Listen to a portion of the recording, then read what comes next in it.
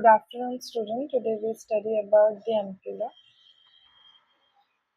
Ampulla मैंने पढ़ा दिया था, है ना? इथेमस से पढ़ेंगे आज, ठीक है? So this is a short about 2.5 centimeter, narrow, thick wall part of uterine tube. Its lumen is 1 to 2 mm in diameter. The interstitial or intramural is this part of the tube is the narrowest part, measuring 1.25 centimeter in length. The lumen is 400 microns medially to 1 mm distally. Function क्या है इसका? ये क्या function करता है? Transport करता है किसको? ओवम को ओवरीज से यूट्राइन कैविटी तक ले जाने में, हाँ, और ट्यूबुला पेरिस्टाल्टिस मूवमेंट कराता है, म्यूकोजल सिलेरी फंक्शन कराता है, ट्रांसपोर्ट कराता है स्पर्म को. Secretion of fallopian tube contain pyruvate for nourishment of ovum. Fertilization occur at ampulla part. Relation क्या है? रिलेशन है posterior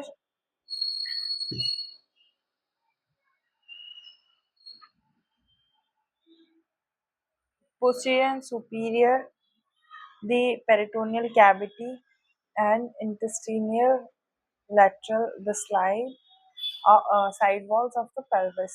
यहाँ पे inferior the broad ligament and ovaries of the medial.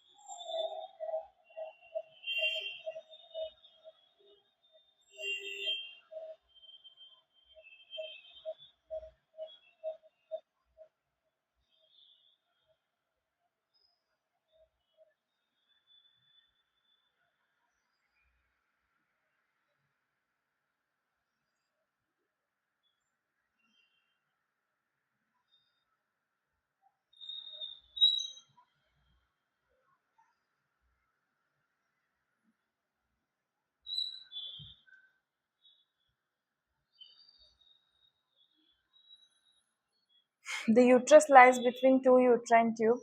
ठीक है? Blood supply of the uterine tube. The blood supply is via uterine and ovarian arteries, returning by the corresponding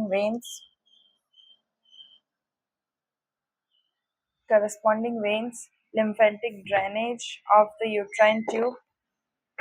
This is to the lumbar gland. Lumbar gland में lymphatic drainage हो रहा है, blood supply uterine ovarian artery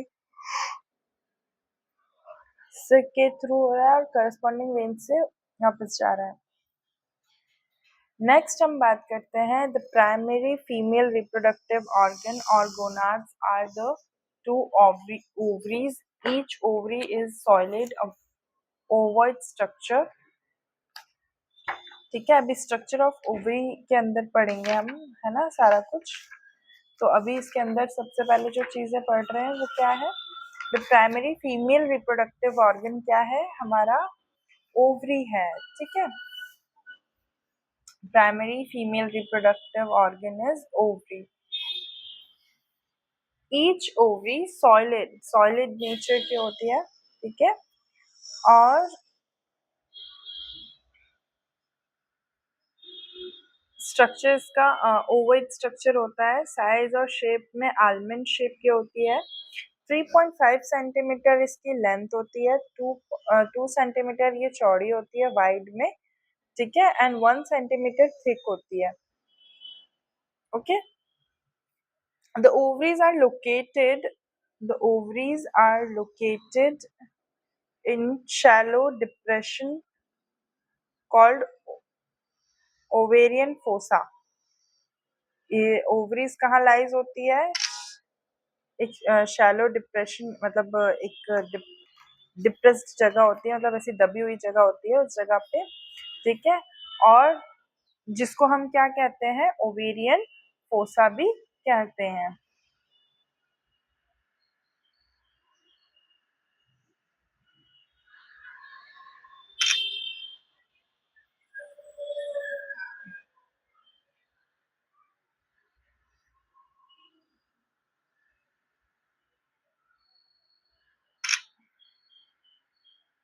okay, then next is one of each side of the uterus is a lateral wall pelvic cavity. Each side of uterus क्या है?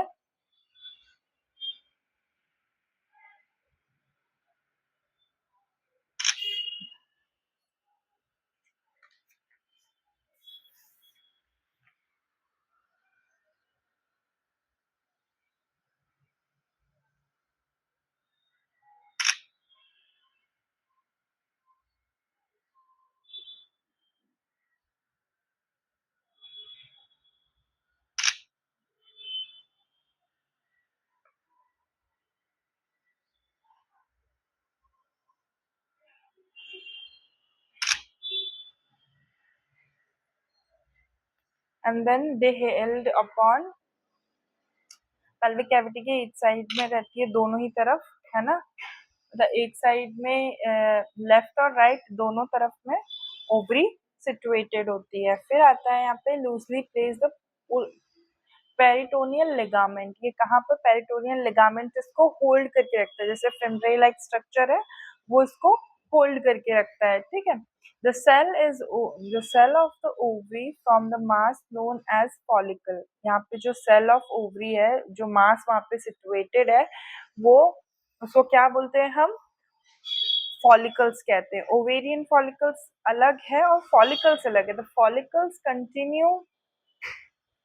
continue to the grow during the menstruational cycle।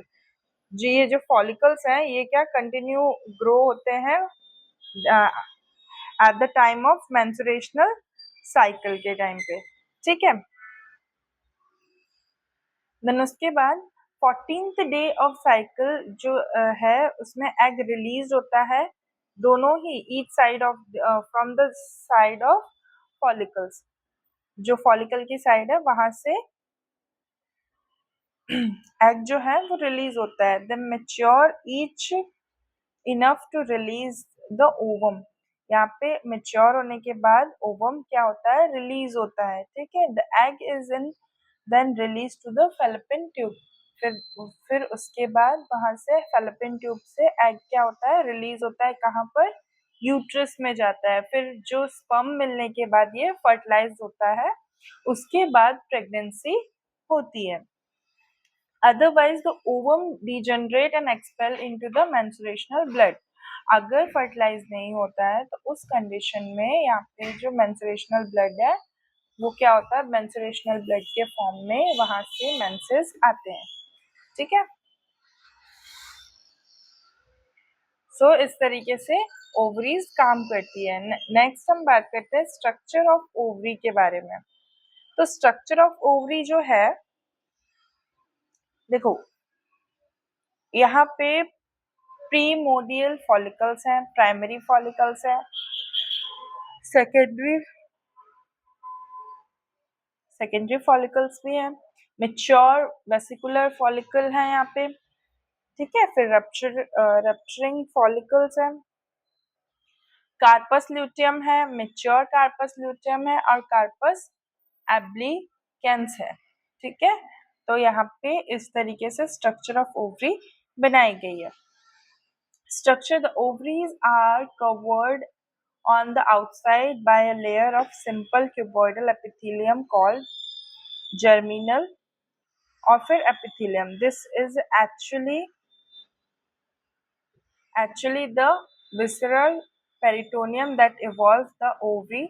Underneath this layer, there is a dense connective tissue capsule, the tunica albumea. The substance of ovary is distinctly divided into an outer cortex and the inner medulla, the cortex appears. यहाँ पे जो ovary है वो covered करती है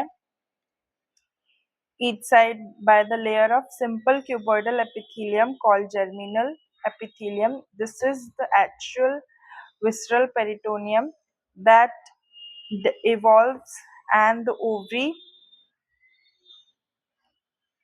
ovaries underneath this layer.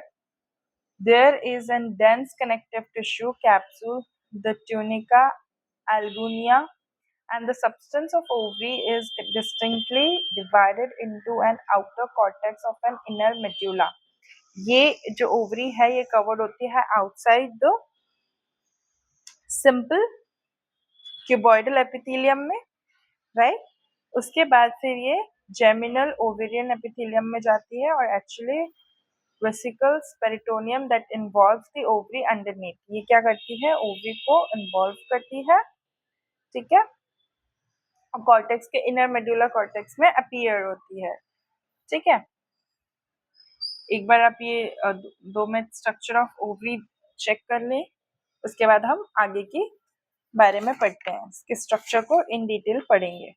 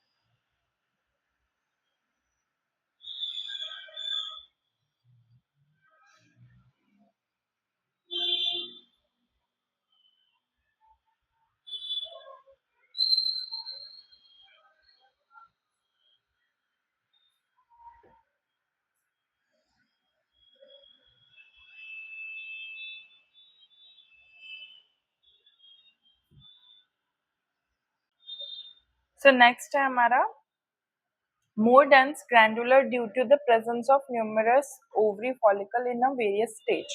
यहाँ पे more dense and granular presence है numerous ovary and follicles की वजह से, जहाँ पे जो stages of development है, each of the follicles contain oocytes of female germ cell. The medulla is loose connective tissue with abundant blood vessels, lymphatic vessels and nerve fiber.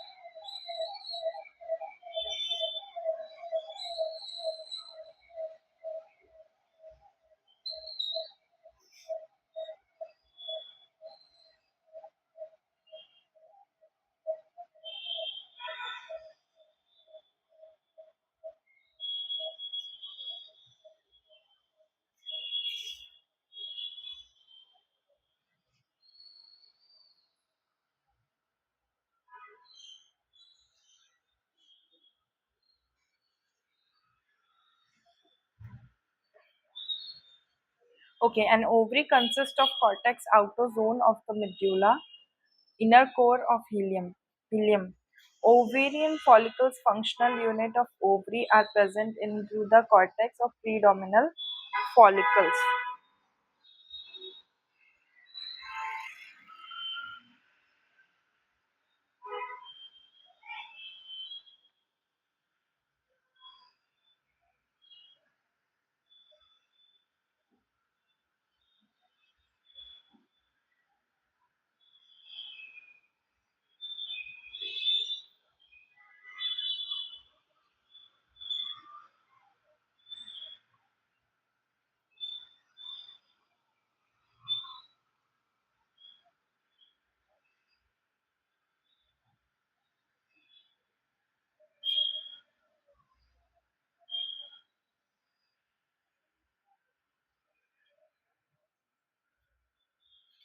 Predominal follicles, primary oocytes when a female baby take a birth, are around 2 million uh, primordial follicles which remains 4000 till puberty. जब प्रीडोमिनल follicles होते हैं, देखो cortex और medulla और ilium का तो ovary consist करती है, ठीक है, जैसे हमने पढ़ा था फॉलिकल्स कंटेन कर रही है, तो स्ट्रक्चर के अकॉर्डिंग जो हमने पढ़ा उसमें तीन ओवरी, मतलब जो ओवरी है तीन चीजों को कंसिस्ट करती है, जो आउटर जोन है उसका वो है कॉर्टेक्स, और जो मेड्यूला है वो इनर कॉर्टेक्स है, और बाहरी जो है उसका वो है हीलियम। उसके बाद जो फॉलिकल फंक्शंस करते हैं वो कैसे, कॉर्टेक्स के थ्रू फंक्शन करते हैं, जिसमें प्रीमोडियल फॉलिकल्स होते हैं जिसको हम प्राइमरी oocytes बोलते हैं। जब फीमेल बेबी बर्थ लेती है तो वो 2 मिलियन के अराउंड प्राइमोडियल फॉलिकल्स लेकर आती है, तो तब वो कितने रहते हैं, 400,000, है ना,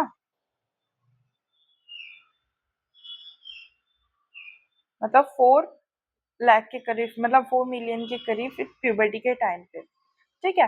तो primary follicles, around 20 primary follicles grow in the menstrual cycle, 20 primary follicles grow हो जाते हैं मेंस्ट्रुएशनल साइकिल के टाइम पे, और एक कोट ऑफ गायनेको प्रोटीन की कोट बन जाती है, ठीक है, जिसे हम जोना पेलुसिडा कहते हैं, ये कवर होती है प्राइमरी फॉलिकल्स में, ठीक है।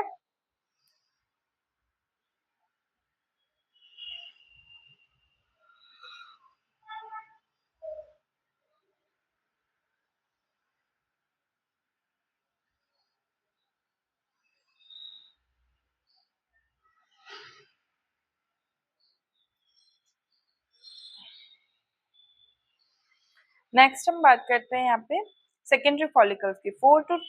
4 to 5 सेकेंडरी फॉलिकल्स बनते हैं, ठीक है, फ्लूइड फिल्ड स्पेस रहती है। टर्शरी फॉलिकल्स जो मैच्योर ग्राफिन फॉलिकल्स होते हैं, only 1 follicles grow in 16 to 25 mm in size, यहाँ पे अगर अंडरगो और द एस्टीशिया, यहाँ पे 4 to 5 सेकेंडरी फॉलिकल्स बनते हैं, फिर टर्शरी फॉलिकल्स इसमें मेच्योर ग्राफियन फॉलिकल्स बनते हैं, ठीक है। Only 1 follicles grown in 16 to 25 mm in size. यहाँ पे कितने 16 to 25 mm इन साइज के ग्राफियन फॉलिकल्स बनते हैं। Next is a function. Next, its function is the ovary discharges mature ovum each menstruational cycle. Mature ovum release करती है।